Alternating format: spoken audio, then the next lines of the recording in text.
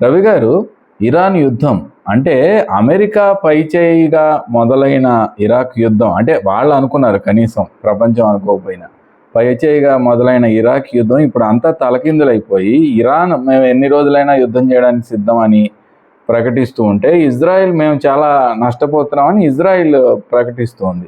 మరోవైపు ట్రంప్ కూడా కొన్ని రోజుల పాటు యుద్ధం ఆపేస్తాను, ఇది కొన్ని వారాల పాటు సాగొచ్చు, ఈ టైప్లో మాట్లాడుతున్నారు. ఏంటి సార్ ఓవరాల్గా? అంటే ఖచ్చితంగా తెలుగు భాషలో దీన్ని కాళ్ళబేరం అంటారు, అంతే కదా. ఇప్పుడు అసలు గంటల్లో అయిపోతుంది అన్నారు, రోజుల్లో అయిపోతుంది అన్నారు, నెల అయిపోయింది కరెక్ట్గా. ఈ రోజుకు నెల 28న ప్రారంభించారు కదా, మరి ఎందుకు అయిపోలేదు? పైగా ఇరాన్ మీరు అన్నట్టు మేమేం తగ్గేదే లేదు అని వాళ్ళు చెప్తుంటే, ట్రంప్ ఫస్ట్ 5 రోజులు విరామం అన్నాడు, పాస్. ఇంత లోపల మా చర్చలు అద్భుతంగా జరుగుతున్నాయి కాబట్టి కొన్ని రోజులు ఆపేస్తామంటే చర్చ లేదు, పాడలేదు, మేము ఎక్కడ చర్చలు జరపట్లేదు, మాకు సంప్రదింపులే లేవు, మేమైతే మటుకు టార్గెట్స్ని కొట్టకుండా మేము వదిలేదు లేదని ఇరాన్ ఆయన ఇప్పుడు స్పీకర్ ఎక్కువ మాట్లాడుతున్నాడు. అలాగే విదేశాంగ మంత్రి అర్గాచి, ఈయనేమో మా ఇంకొక ఆయన బాగీ అనే ఆయన, వాళ్ళు చెప్తూ ఉన్నారు. ఇరాన్ అలా చెప్తుంటే అమెరికా ఇలా చెప్పడమే. నిన్న కూడా మళ్ళీ ట్రంప్ ఒక ప్రకటన చేశాడు, ఏమనంటే everything going well, so we may not invade Iran immediately. అంటే ఇరాన్ మేము వెంటనే ఆక్రమించుకోకపోవచ్చు, ఉంటే మీకు చెప్తామని. ఆక్రమించుకోవడం అంటే అంత సులభంగా ఉందా? కాబట్టి ఇరాన్ ఒక పెద్ద myth of American army might. ఏదో అమెరికా మిలిటరీ వార్ మిషన్ చాలా అజేయమైనది, అది అడుగు పెడితే చాలా అవుతాడు, భస్మైపోవాలి అని ఉన్న భ్రమను కాస్త ఇరాన్ పటాపంచలు చేసింది. పైగా వాళ్ళు 1 మిలియన్ ఆర్మీ, 10 లక్షల మందితో మేము సమకూర్చుకున్నాము, ఒకవేళ మెరైన్స్ అమెరికా సైనిక వీళ్ళు కనుక సాయుధ దళాలు నిజంగా దిగితే ముప్పు తిప్పలు పెడతామని వాళ్ళు హడలు కొడుతున్నారు. ఆమె ఇరాన్ సైన్యం యొక్క ఫోటోలు, వీడియోలు అవి కూడా విడుదలవుతున్నాయి. సో ఏ విధంగా చూసినా అమెరికా ఉక్కిరి బిక్కిరి అవుతుంది. అలా ఉంటే ఇజ్రాయిల్ మరీ ముఖ్యంగా, ఇజ్రాయిల్ మరీ మాన్స్ట్రస్గా దాని ఫోర్స్ ఉంటుంది ఇవన్నీ అంటున్నారు కదా. ఇది చూడండి, ఐడిఎఫ్ అంటే Israel defence force, IDF chief వార్న్స్ of potential collapse. Potential collapse అంటే తొందరలో కుప్పకూలిపోవచ్చు మన సైన్యం అని ఆయన చెప్తున్నాడు. ఎవరికి? వాళ్ళ క్యాబినెట్ సమావేశానికి. వాళ్ళ క్యాబినెట్ మీటింగ్ ఏమన్నా సెక్యూరిటీ అఫైర్స్ దానికి వెళ్ళి, మీరు సైనికులు రావట్లేదు, ఉన్నవాళ్ళేమో యుద్ధాలతో ఎక్కడికెక్కడ దాడులతో వీటన్నిటితో ఇదైపోతున్నారు, కొంతమంది చనిపోతున్నారు, రిక్రూట్మెంట్ లేదు, ఎవరు ముందుకు రావట్లేదు, కాబట్టి సైన్యం అనే వ్యవస్థ కుప్పకూలిపోతుంది అని ఈయన చెప్తున్నాడు. ఈ రెండు ఏం తెలియజేస్తున్నాయి? ఇప్పుడు ఇరాన్ ఏమో మేము 1 మిలియన్ ఆర్మీతో దూసుకొస్తాము, తగ్గేదే లేదు అంటే 4 లక్ష్యాలు ప్రకటించింది అమెరికా. ఒకటి, ఆ న్యూక్లియర్ ఆర్మ్స్ దీన్ని మేము డిమాలిష్ చేస్తాము. రెండోది ప్యూరిఫైడ్ యురేనియం, ఎన్రిచ్డ్ యురేనియం, దాన్ని మేము తీసుకొని వచ్చేస్తాము. ఇరాన్ యుద్ధ యంత్రాన్ని ధ్వంసం చేసి ఎవరి మీద దాడికి అవకాశం లేక ఇవన్నీ చెప్పారు.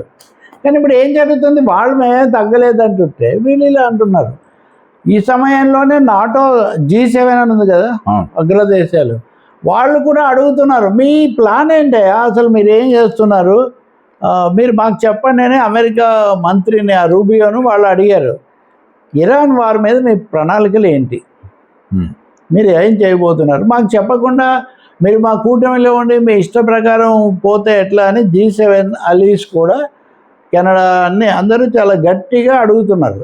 ఇదే కాకుండా నాటో దేశాలు అయితే ఇంకా అభ్యంతరం కూడా ప్రకటించాయి, మీరంతా ఏకపక్షంగా చేస్తే మేమేమీ చేయలేకపోతున్నాము అని. ఈ పద్ధతిలో ఇంత లోపల ఇంకొకటి ఏంటంటే, హార్మోజ్ జలసంధి దగ్గర కొంతమంది ఏమో విడుదలవుతున్నారు, కొంతమందితో ఇప్పుడు చైనా పూర్తిగా అనుకూలం అంటే ఇరాన్ చైనా నౌకను కూడా ఆపారంట వాళ్ళు. ఇండియాకి మటుకు వాళ్ళు ఇస్తున్నారు, ఎందుకనేది వేరే విషయం. కానీ పాకిస్తాన్లో అసీం మునీర్ వాళ్ళ సైన్యాధిపతి, లేకపోతే వాళ్ళ ఆధారంగా పాకిస్తాన్లో ఏదో చర్చలు జరపడానికి సిద్ధమవుతారని కొంచెం జరుగుతుంటే, అది ఒకవైపు నుంచి ఆ వార్తలు కూడా వస్తున్నాయి. సో ఏ విధంగా చూసినా అమెరికా ఇజ్రాయెల్ గిజగిజలాడుతున్నాయి.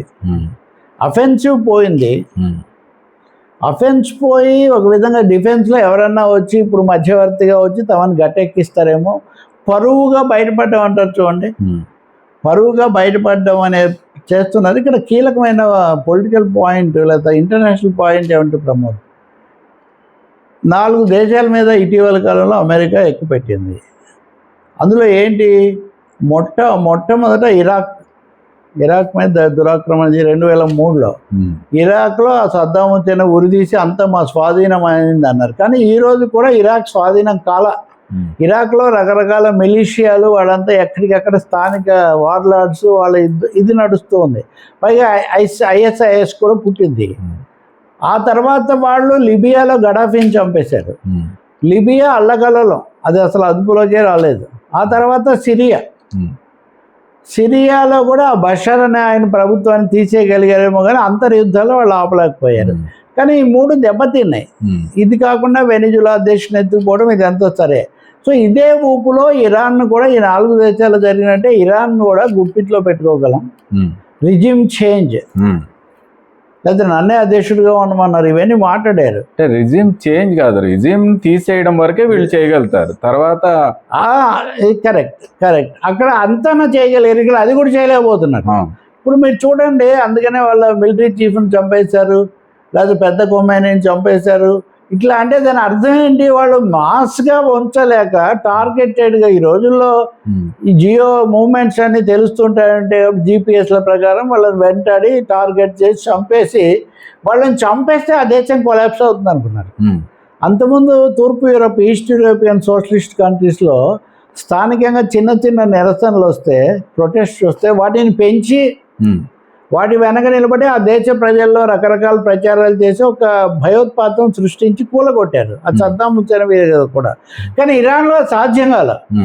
ఇరాన్లో చాలా బ్రహ్మాండమైన ప్రజా వెలుగు వచ్చేస్తుంది. మేము ఒక్కసారి ఒక మిసైల్ వేస్తే ఆ ప్రజా వెలుగు వచ్చి దాన్ని కూల్చేస్తుందని వాళ్ళు అనుకున్నారు. అది జరగల. అంటే వాళ్ళ అడ్మినిస్ట్రేషన్ చాలా మల్టీ లేయర్డ్ సెక్యూరిటీ స్ట్రక్చర్ ఒకటి. రెండోది పబ్లిక్ కాన్షియస్నెస్. మేము మా పాలకుల మీద పోటాడతాం, కానీ నిన్ను వచ్చి పాలించనివ్వం, నీతో కూడా పోటాడతాం అనేటటువంటి ఒక కొంత ఫెర్వరు అది కూడా ఉంది. కానీ అన్నింటినీ మించింది ఏంటంటే ఒక చాలా సుదీర్ఘ చరిత్ర, నాగరికత అల్లుకుపోయినటువంటి ఒక దేశం యొక్క పునాది. సో ఇరాన్ దట్వే అమెరికాకు చాలా పెద్ద లెసన్ చెప్పినట్లు లెక్క. ఇప్పుడు ఇరాన్ చూసి ఇంకొకరైనా కానీ మీరైనా ప్రశ్నిస్తారు, ఏం జరుగుతుంది, ఇరాన్ చూడలేదా మొన్న అనే ఒక ఇదన్నమాట. బట్ ట్రంప్ మటుకు బుద్ధి వచ్చిందంటే రాలేదు. క్యూబా గురించి ఈరోజు కూడా చెప్తున్నాడు. Right sir.